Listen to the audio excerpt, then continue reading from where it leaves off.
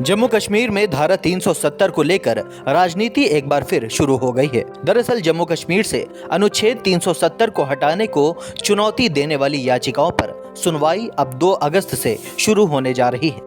Supreme court की 5 जजों की संविधान पीठ ने यह जानकारी दी है। अब इस मामले पर नेशनल कॉन्फ्रेंस के नेता उमर अब्दुल्ला ने कहा है कि हम 2019 से इस दिन का इंतजार करते आए हैं, क्योंकि हमें लगता है कि हमारा केस मजबूत है। हम सुप्रीम कोर्ट से उम्मीद भी रखेंगे और गुजारिश भी करेंगे कि इसमें जल्द से जल्द सुनवाई हो। हम न्याय की उम्मीद करते हैं। जो नाइंसाफी जम्मू कश्मीर के लोगों के साथ 5 अगस्त 2019 को हुई, जो धोखा हुआ, कानून की धज्जियां उड़ाई गई, उसका जवाब सुप्रीम कोर्ट से मिले। अच्छी बात है, देर आए दुरुस्त आए। हम 2019 से इस दिन का इंतज़ार करते आए, क्योंकि हमें अपनी जगह ये लगता है कि हमारा जो मौक़िफ़ है वो सही है और हमारा जो केस है वो मजबूत है। अब हम सिर्फ ये सुप्रीम कोर्ट से उम्मीद भी रखेंगे और गुजारिश भी करेंगे कि इसमें सुनवाई जल्द से जल्द मुकम्मल हो। तारीख में ज़्यादा वक्त नहीं लगना चाहिए और क्योंकि कई सारी चीज़ें इससे जुड़ी हुई हैं। अब इलेक्शन को लेके जो पिटिशन आया था पैंथर्स पार्टी के तरफ से, सुप्रीम कोर्ट ने उसको भी इसके साथ जोड़ दिया हुआ है।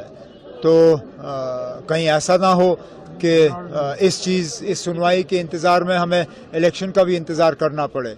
तो जल्द से जल्द ये मामला जो है इसकी सुनवाई मुकम्मल हो और सुप्रीम कोर्ट अपना फैसला लोगों के सामने रखें। आप एक्सपेक्ट क्या करते हैं? क्योंकि हम इंसाफ एक्सपेक्ट करते हैं ना। जो कल बीजेपी की तरफ से एडवांस दिया गया था। नहीं ना, हम एक्सपेक्ट क्या करते हैं? हम इंसाफ एक्सपेक्ट करते हैं ना।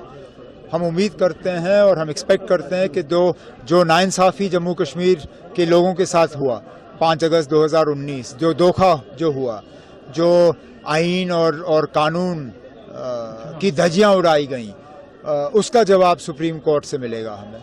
कल जितेंद्र सिंह आया तो उन्होंने कहा इस पे वाबला करने की क्या जरूरत है, जबकि ये नेहरू ने उस वक्त ब्रैकेट में लिखा है इट वाज अ टेम्पररी, तो हम तो इन्हीं का काम आसान वो तो सही बात है, लेकिन वो किस अंदाज में टेम्पररी था वो भी समझने की जरूरत है ना।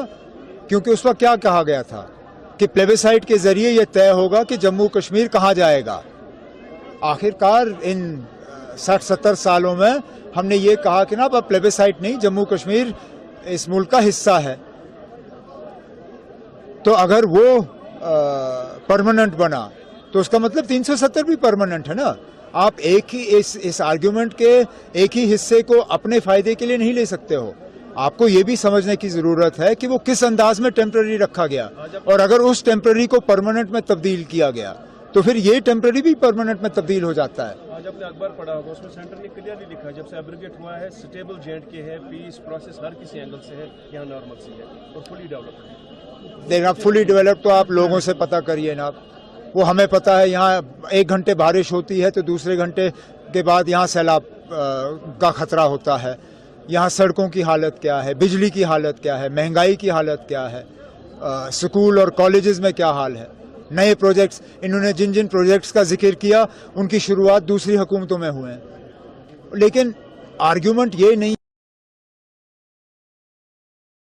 क्या जो हुआ वो गैर कानूनी था या नहीं, वो गैर आईनी था या नहीं। आर्ग्यूमेंट इतना ही है, नॉर्मलसी की बात नहीं है। नॉर्मलसी तो 89 से पहले भी था, उस वक्त तो 370 था। उस वक्त 370 हटाने की जरूरत क्यों नहीं थी? अच्छा, 2014 से भी कैसे पहले भी हालात ठीक थे क्या? 2012, 2013, 2014 सैलाब से पहले हालात ठीक नहीं थे क्या? टूरिज्म रिकॉर्ड नंबर में टूरिस्ट, क्या उस वक्त डेवलपमेंट नहीं हुआ? जो आप क्या उस वक्त पंचायत इलेक्शन नहीं हुए? जिस पंचायत इलेक्शन की ये बात कर रहे हैं, इनके पंचायत इलेक्शन का टर्नआउट और 2011 के पंचायत इलेक्शंस का टर्नआउट, उसमें फर्क देखिए ना। 80-90% लोगों ने उस वक्त इलेक्शन में हिस्सा लिया। आप यूनिफॉर्म सिविल कोड को किस तरह देख रहे हैं, जबकि गुलाम नबी आजाद ने भी कहा था ये आर्टिकल नहीं है, पूरे मुल्क का मसला है, हर किसी लेकिन अब कोई प्रपोजल है अभी नहीं। हम किस चीज पे बात कर रहे हैं? मैं अगर मुखालफत करूं भी तो किस चीज की करूं ना, मेरे पास तो कोई प्रपोजल नहीं है। जहां तक कॉन्सेप्ट है, सिर्फ कॉन्सेप्ट है। वजीर आजम ने कहा कि यूसीसी पे बात होनी चाहिए, यूसीसी लागू होना चाहिए, लेकिन कोई प्रपोजल तो आया नहीं ना। प्रपोजल आने दीजिए, उसके बाद बात करेंगे। लेकिन मैं सिर्फ इतना कहूंगा, जो कि बात चल रही है और कहीं कहीं बीजेपी वाले कह रहे हैं कि नहीं जी इसमें एग्जेम्पशंस होंगे। नॉर्थ ईस्ट के लिए एग्जेम्पशन होगा, ट्राइबल के लिए होगा, क्रिश्चियंस के लिए होगा, दलित्स के लिए होगा। लेकिन अब यूनिफॉर्म सिविल कोड का मतलब है यूनिफॉर्म, मतलब इस मुल्क के हर बाशिंदे पे वो लागू होना चाहिए। अगर एक को भी इसमें एग्जेम्पशन दी गई तो हम जो मुसलमान हैं हम भी अपने लिए एग्जेम्पशन न सिर्फ मांगेंगे। गौरतलब है कि आर्टिकल 370 पर सुप्रीम कोर्ट में अब 3 साल बाद सुनवाई हो रही है, जिसके चलते हुर्रियत के नेताओं को ऐसा लग रहा है कि अब धारा 370 पर सुप्रीम कोर्ट उनके हक में फैसला देगा। Bureau report, Dastak times. ताज़ा तरीन खबरों के लिए सब्सक्राइब करना ना भूलें दस्तक टाइम्स। बेल आइकन दबाकर पाएं देश विदेश की लेटेस्ट खबरों की नोटिफिकेशन।